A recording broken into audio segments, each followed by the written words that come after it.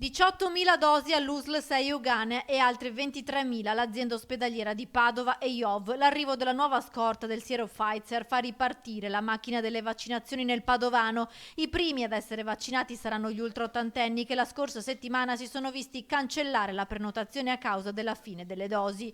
Questo nuovo carico servirà a coprire, inclusi i richiami, 11.000 persone sulle 17.000 aventi diritto. Per prenotare la vaccinazione questa volta bisognerà effettuare l'iscrizione online nel portale dell'USL 6. Non ci sarà più la convocazione per lettera, solo via SMS. Gli ultraottantenni si dovranno far aiutare dai familiari caregiver oppure dalle farmacie che su base volontaria aderiscono al sistema di prenotazione o nei comuni.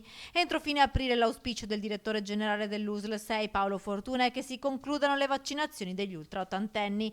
Parallelamente l'USL 6 ha aperto anche un nuovo slot di prenotazione online per la fascia 75-79 anni con AstraZeneca, sapendo però che circa un 20% di questi soggetti dovrà poi, in base alle patologie, ricevere Pfizer. Si parte anche con la collaborazione con i medici di base. Da venerdì si organizzeranno intanto per effettuare vaccinazioni con AstraZeneca sulla popolazione 70-74. Possibilità di identificare appunto coloro che hanno l'indicazione AstraZeneca e quindi procederanno in questo senso. Dal 22 aprile inizieranno anche con le vaccinazioni a domicilio per i superfragili che non possono muoversi da casa. Da maggio inoltre, sempre in base alla disponibilità, si partirà con una campagna di vaccinazione strutturata con AstraZeneca. Comunque partire con loro, dobbiamo partire appunto con una campagna più strutturata, vaccinale più strutturata, AstraZeneca per le classi di età che comunque poi la regione ci indicherà, perché adesso l'obiettivo ovviamente è finire gli ultra settantenni. Nel frattempo, in attesa delle prime doti di vaccino Johnson & Johnson previste per maggio, l'USL si sta muovendo per cercare nuove sedi vaccinali.